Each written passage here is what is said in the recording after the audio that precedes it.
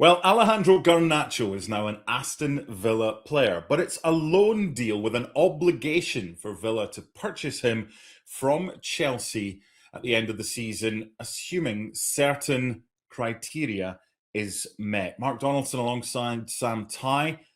Sam, why is it structured this way? Yes, Aston Villa and Chelsea have to be extremely specific in how they do business these days. Both clubs are in UEFA financial settlements, so both are under pressure to generate revenue. But swap deals are not allowed. So it cannot be seen, these two clubs cannot be seen to be swapping players because UEFA will start writing down the profits of any sales that they've made in the process. Now, I'm sure you remember Aston Villa made £117 million on Morgan Rogers this week. And the last thing they would need is for that profit to start being written down by UEFA and discounted by doing a separate deal for Garnacho in a permanent structure. So they've had to loan him and set a set of conditions for which that deal could be made permanent. And by doing so, the belief is that they've managed to make it so that the Rodgers fee sticks in the books and there are no problems when it comes to Villa submitting that as revenue recorded for their financial settlement agreement. If you think it's boring, I agree with you. However, it's a big part of transfers these days. And for two clubs that are really under pressure from UEFA to do the right thing, they have to be very, very careful about how they structure these things. So you can't just sell Rodgers one way and then sell Garnacho the other. You have to be a little bit cleverer to make sure that you're not breaking rules. There was a lot of interest in Garnacho when Manchester United signed him for less than €500,000 from Atletico Madrid. Did pretty well there, went to Chelsea, didn't quite have the same impact. So what kind of player are Aston Villa getting on loan to begin with?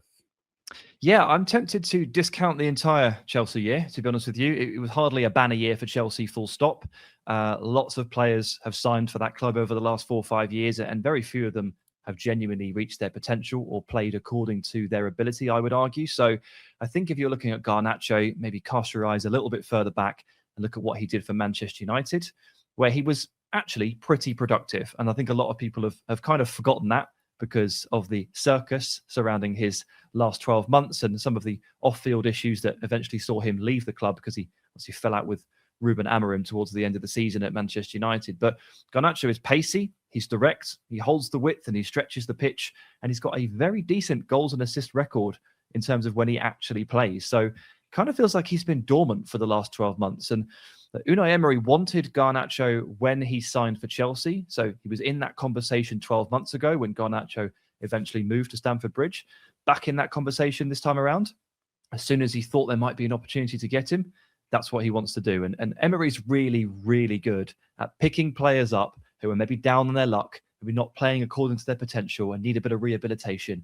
He's really good at getting those players and just making them sing. So from Villa's perspective, the hope is that he's just going to do the same thing again, the same thing he did for Marcus Rashford, let's say, a couple of months ago. And that's a key point as well, because Emery wants Garnacho. It wasn't a case that Maresca didn't want Garnacho when he joined Chelsea. It was the recruitment team that did the job and got the move done. But then it was Maresca saying, yeah, I approve this. But then that relationship, well, it didn't last long because Maresca didn't last long. So I think you're right to basically just think, you know what, that Chelsea thing, things happened. It wasn't just him. He's going to feel wanted here. Is he going to be the first name on the team sheet at Aston Villa?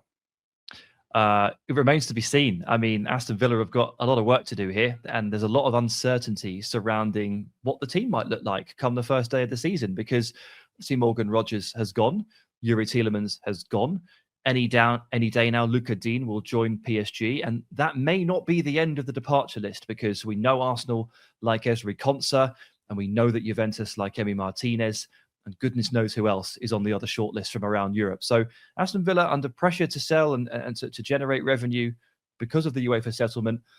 No one is off the table when it comes to saying goodbye, and that creates uncertainty. It also means they need to get going and keep doing business. They've done some good business so far, I'd argue. Joao Gomez from Wolves is a good signing. Manzambi is a very exciting pickup that they pipped Newcastle for, but they need to keep going. So I can't tell you what that team will look like, but what I can tell you is that there is not a player like Garnacho in this Villa squad. He has a profile with that speediness, the directness, the running in behind, and the natural width that none of the other players in this team actually have. So he is unique in that aspect. and that stands him in very, very good stead.